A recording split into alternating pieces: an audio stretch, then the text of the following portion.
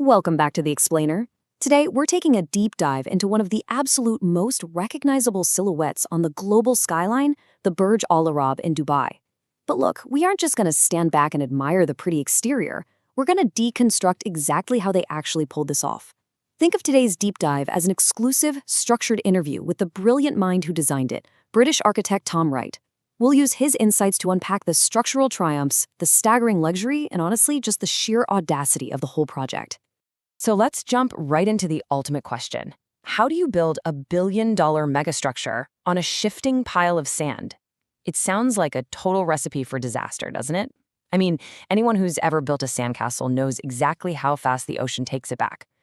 To really get the Burj Al Arab, you have to understand that this wasn't just a standard architectural build. It was a full-on battle against physics, oceanography, and geology. Everything about this building defied conventional logic. So, to solve this massive engineering puzzle, we have to start at the very beginning. Section 1. A sketch on a napkin. Every great megastructure starts with a core concept. If we ask Tom Wright where the inspiration for this specific shape came from, his answer takes us straight into the cultural heart of the region. They weren't looking around at other skyscrapers for ideas. They were looking right out at the water. As the story goes, Tom Wright famously sketched the initial form of the Burj on a simple napkin at the old Chicago Beach Hotel. The vision was heavily inspired by the billowing sail of a traditional Arabian dhow boat. This wasn't just about making a building that looked cool. It was about creating a lasting symbol of Dubai's rich maritime heritage. It was designed to be instantly recognizable, projecting the city's identity to the rest of the world in just a single glance. But here's what's really wild. What that design choice actually cost them in practical terms. The building rises to a staggering 321 meters, which is over 1,000 feet tall. But look at this breakdown. Nearly 40% of the building's height is completely non-occupiable space. It's entirely dedicated to maintaining that dramatic, sweeping sail shape. The structure actually consists of two curved wings forming a massive V shape. When you're sacrificing almost half of your usable real estate just to achieve an iconic aesthetic, well, that tells you everything you need to know about the uncompromising ambition driving the project. Section 2. Taming the ocean waves. Once that sail design was locked in, the team had to face a seriously hostile environment 280 meters offshore. Which brings up our next interview question for the engineers. How do you protect an artificial island from being completely obliterated by the relentless sea? The ocean is an incredibly powerful enemy. For 3 grueling years, before the tower itself could even start going up, the engineers waged a literal war against the waters of the Gulf. The foundation work actually took longer than building the entire tower. Their solution was a painstaking 3-step process. First, they reclaimed the island using massive layers of rock. Second, and this is the really clever part, they installed these innovative honeycomb-patterned concrete blocks all around the perimeter. Think about it. If you just build a solid wall, the waves will eventually batter it to pieces. But these honeycomb blocks allow the water to rush into the cells and swirl around. That swirling action forces the water to safely dissipate its own wave energy, losing all its destructive force. Finally, step 3, they raise the island up to sit about 7.5 meters above sea level to effectively protect it from coastal erosion. Moving on to section 3, floating on soft sand. Okay, so you've conquered the waves. Fantastic. But now you're 280 meters offshore, and right beneath you is an incredibly soft seabed. We pose this seemingly impossible dilemma to the team. How exactly do you anchor a massive, heavy tower when you simply cannot reach solid bedrock? With most skyscrapers, you dig down until you hit hard stone, you bolt into it, and you're good. Here, that just wasn't an option. The sand was too deep, and the bedrock was practically unreachable. The answer is in this massive number, 230. To anchor this behemoth, engineers drove 230 massive concrete piles deep down into the sand. And we're not talking about little stakes here. Every single one of those piles is around 40 meters long. Now, the really crucial point is how those piles actually work, relying on a concept called skin friction. Because they couldn't hit bedrock, they depended entirely on the compacted sand gripping tightly to the rough surface area of those 40-meter concrete piles.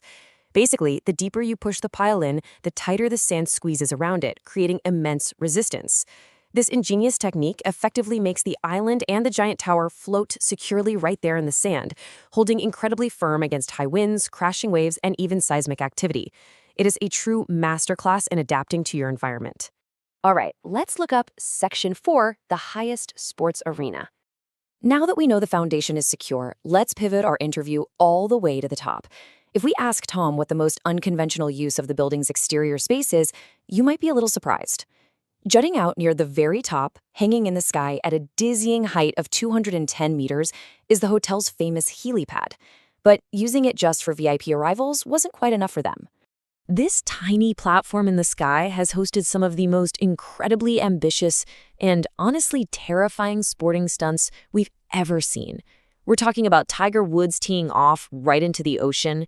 We're talking Roger Federer and Andre Agassi playing a literal high-stakes tennis match on a makeshift court up there with absolutely no safety nets. They even lifted a Formula One car up there to do donuts 210 meters in the air. It perfectly captures the audacious marketing genius behind this whole structure. Section 5. A golden interior experience. The exterior is connected to the mainland by a curving private bridge, but stepping inside is a whole different world. So our final interview question for Tom Wright is, how do you design an interior that actually matches the sheer ambition of that exterior? What do you show people once you've promised them the most luxurious experience on planet Earth? Well, you start with scale. Remember that V-shape we talked about?